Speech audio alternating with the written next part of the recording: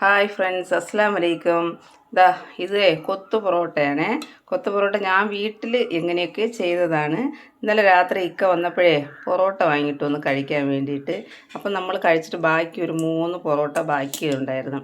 അപ്പോൾ രാവിലത്തേക്ക് നമുക്കൊന്നും ഉണ്ടായിരുന്നില്ല കാപ്പിക്ക്. അപ്പോൾ വിചാരിച്ച് ഇങ്ങനെ ചെയ്ത് നോക്കാമെന്ന്, കൊത്തു പൊറോട്ട പോലെ. അപ്പം ഞാൻ സവാള ഉള്ളി ഒരെണ്ണം എടുത്തു, പച്ചമുളകും തക്കാളിയും കൂടെ കൊത്തി അരിഞ്ഞ് കുറച്ച് എണ്ണ വീഴ്ത്തി അതിലേക്ക് ഇട്ട് കുറച്ച് വശക്കി ഇട്ട് 2 മുട്ട പൊട്ടിച്ച് വീഴ്ത്തി അതേ ഒന്നിങ്ങനെ സ്ലാമ്പ് ചെയ്തെടുത്തിട്ട് കുറച്ച് മുളക് പൊടി 2 പെരിഞ്ചീരപ്പൊടിയും മഞ്ഞൾപ്പൊടിയും ഇട്ട് നന്നായിട്ടൊന്ന് എല്ലാം കൂടെ നല്ല പച്ച നാറ്റം മാറുന്നത് വരെ കുറച്ചൊന്ന് വരട്ടിയിട്ട് ഈ പൊറോട്ട പീസ് ഇതില്ലേ അതിനെ ചെറുതായിട്ട് പിച്ച് ഇട്ട് കൊടുത്തിട്ട് കുറച്ച് വെള്ളം ഇങ്ങനെ പുറത്തുകൂടെ കുടഞ്ഞ് നന്നായിട്ട് കിണ്ടിയിട്ട് അടച്ച് വെച്ചതാണ്. അടച്ച് വെച്ചിട്ട് എടുത്തപ്പോഴും കുറച്ച് മല്ലിക്കീരയും കൂടി ഇട്ട് കൊടുക്കണേ.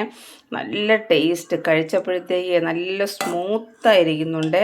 കാരണം നമുക്ക് കാണുമ്പോഴേ അറിയാം നല്ല ടേസ്റ്റാണ്. അപ്പം പൊറോട്ടയൊക്കെ വന്നാൽ വേസ്റ്റ് ആയിക്കളയാ, ഇതുപോലെയൊക്കെ നിങ്ങൾ ചെയ്ത് നോക്കണേ. Bye friends.